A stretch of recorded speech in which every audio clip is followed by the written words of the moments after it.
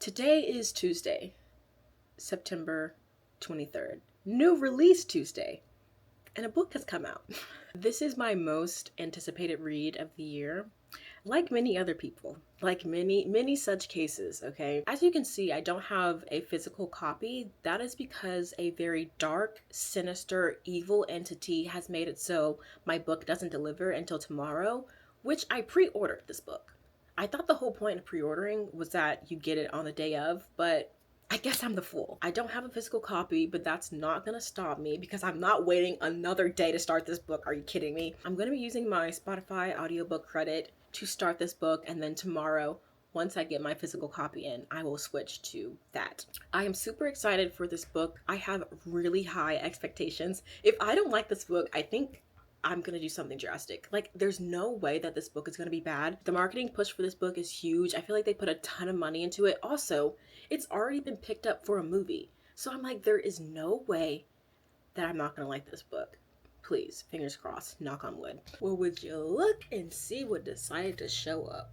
It really was saying Wednesday, but I'm happy that it's today.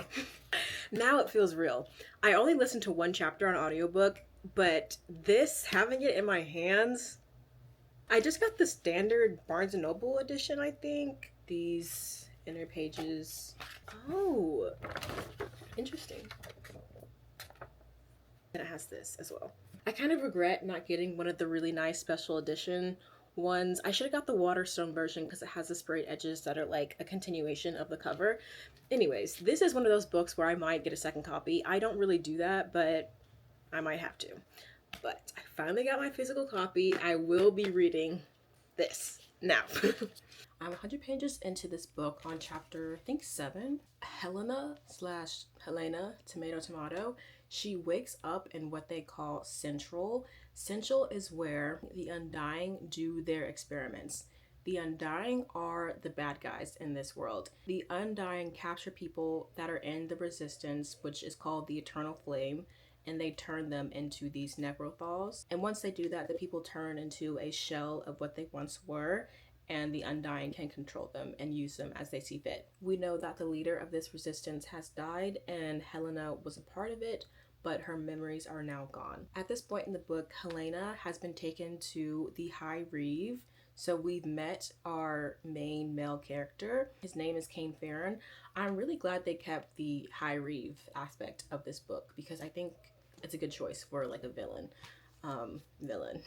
Her mind has been reconfigured in a way where she has had a lot of memory loss. The leaders of the Undying think she's hiding something really important that is protecting the resistance. He is going to be the one that kind of unlocks all her memories. So far so good. I'm still trying to learn everything in this new world. There's a lot of new names, new places, new powers, so trying to grasp everything. The High Necromancer has been looking for the Animancer, and he suspects that it is Helena. And she also knows that the High Necromancer is slowly dying, but he's using the power of the Undying and the repopulation program as a power source. Cain has also confirmed this. At the beginning of chapter 24, they have put her in the repopulation program, and she is forced to get pregnant by Cain. She ends up falling pregnant at the end of part 1, but not before she regains some access to her memory. And then it cuts, and now we're in part 2, which is going to be the flashback chapters. Helena has been cast aside because she has brought up the idea of everyone having a chance to sign a waiver on whether or not they want to be reanimated, because so many of the resistance fighters are dying, and if they continue at this rate, they are not going to win this war. So she proposes a chance for everyone to choose whether or not they want to be reanimated to help the resistance, but the resistance council is not for that because it goes against what they think is right.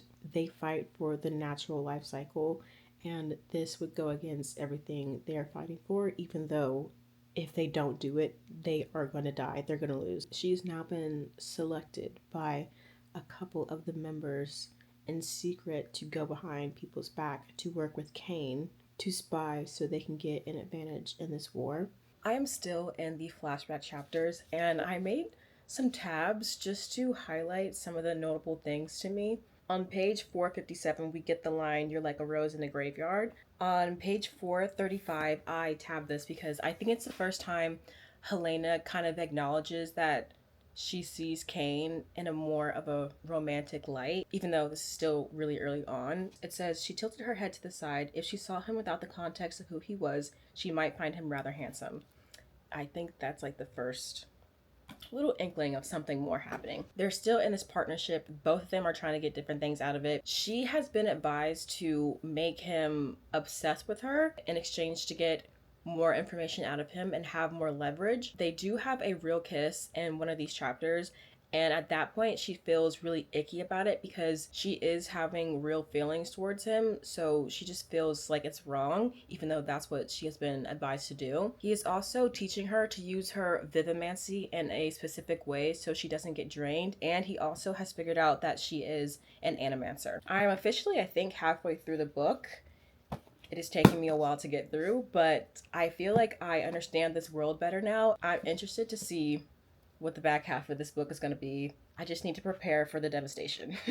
I stopped reading at chapter 58 last night, and I'm going to be giving highlights. I feel like I haven't been the best at updating what's been happening in the story, but the thing is, if I picked up the camera every single time something interesting happens, this video would be 4 hours long. So I'm really trying to condense it and just talk about the things that are most important, or what I think is most important. So I'm sorry if it's not easy to follow, but I can't sit here for 2 hours and explain every little detail that's happening because a lot is going on. In the middle of this book, we get more information about how Luke and the Eternal Flame as a whole think that they are favored by the gods, when really that story is made up.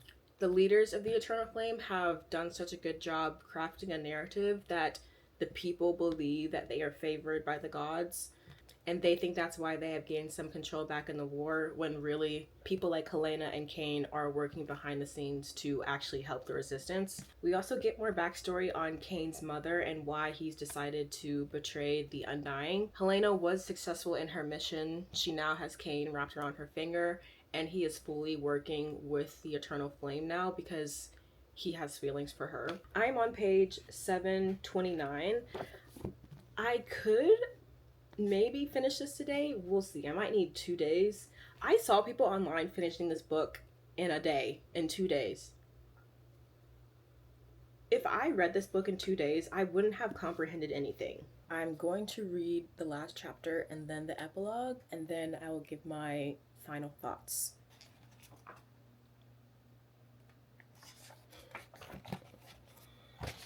All right. We now know that Luke's body had been taken over for months by Cetus. He is Moro's brother, and she ended up having to kill him. So in Kane's words, this whole war was about two brothers fighting over who gets to play God. Kane ends up saving Lila because that's what Helena wanted. Helena created some bombs as a last-ditch effort to harm some of the Undying, and when she went back to detonate the bombs, she was captured. And that's why in the first part of the book, all her memories were suppressed because she was trying to protect Kane. Kane and Helena end up escaping Palladia, and they meet up with Lila in a secret location. Lila has already had her baby, and Helena gives birth, and they raise their children together for a period of time. Eventually, Lila and her son go back to solidify her family legacy and clear up some things that happened in the war, and Kane and Helena are left by themselves to raise their daughter in peace. So, that was this book. I am going to do a little bit of a review, I guess. I think I'm going to give this book 4 stars. I think that the author did a really good job at creating a new world, even though I did find this book difficult to follow at times, just because there's so much information that I have to keep up with that I was a little lost. Not gonna lie. So to me, what the author did was unique, and I don't think it followed the typical fantasy structure. I do think that this book would benefit from a reread eventually, not anytime soon. Picking this book up again at a later date, I think I would really soak up everything about this world on another pass through. I think the central theme of this book was to highlight the reality of war, and I think it goes over the murkiness of morality during a time of war. Not everything is cut and dry. Not everything is good. Not everything is bad. sort of deal. Now to go into some of the critiques of this book, I do think personally that we could have shaved off 200 pages. I'm usually on the side of let the book be shorter because I think a lot of books can get their point across in a more concise way. 150, 200 pages, if we let it go, I still think the book would have been fine. Another criticism that I could see people throwing at this book is the world building. Again, to me, on a reread, I think this book would become a lot clearer. I say that as if I don't understand what's going on. I understand what went on in this book, but I do think at times I was like, wait, what does this mean again? Who has this? What's going on? I did just feel like it was harder to keep track of things, especially in the beginning where it's a lot of information put on you. And I think that some people will be confused about some of the stuff in this book. But eventually I got it. And then the last criticism I see that is going to be thrown against this book are from people that don't think it should exist, period. I know that people have a problem with books like this being published. I think there is a very nuanced conversation to be had, especially when it comes to marketing. I think it's unfair to lump SenLinYu, Julie Soto, Brigitte Knightley together and label it all as bad. To me, there is a clear separation between books that those authors made and the source material. I think people see these authors as an easier access point to express their anger instead of going to the source. That's kind of my view of it. But everyone can have their opinion. That's just mine. This is the end of the video. If you liked it, please give it a thumbs up. If you want, you can subscribe. If you've read this book or plan on reading this book, leave me a comment. I would like to chat about it. And I'll see you guys in my next video.